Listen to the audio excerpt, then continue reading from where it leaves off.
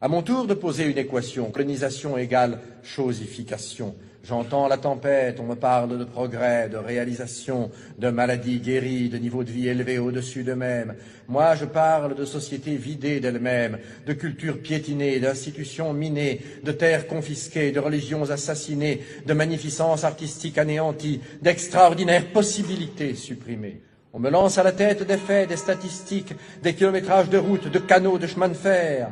Je parle de millions d'hommes arrachés à leur Dieu, à leur terre, à leurs habitudes, à leur vie, à la danse, à la sagesse. Je parle de millions d'hommes à qui l'on a inculqué savamment la peur, le complexe d'infériorité, le tremblement, l'agenouillement, le désespoir, le larbinisme. On m'en donne plein la vue de tonnages de coton ou de cacao exportés, d'hectares d'oliviers ou de vignes plantées. Moi, je parle d'économie naturelle, d'économie harmonieuse et viable, d'économie à la mesure de l'homme indigène, désorganisée, de culture vivrière détruite, de sous-alimentation installée, de développement agricole orienté selon le seul bénéfice des métropoles, de rafles de produits, de rafles de matières premières.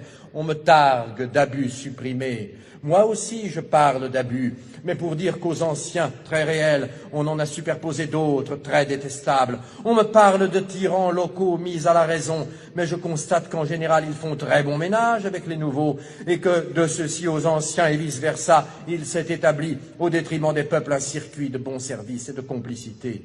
On me parle de civilisation, je parle de prolétarisation et de mystification. Pour ma part, je fais l'apologie systématique des civilisations para-européennes.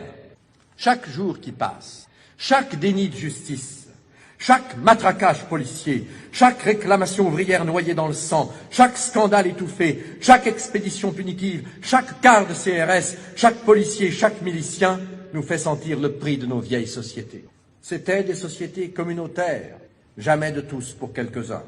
C'étaient des sociétés pas seulement anticapitalistes, comme on l'a dit, mais aussi anticapitalistes. C'étaient des sociétés démocratiques toujours. C'étaient des sociétés coopératives, des sociétés fraternelles.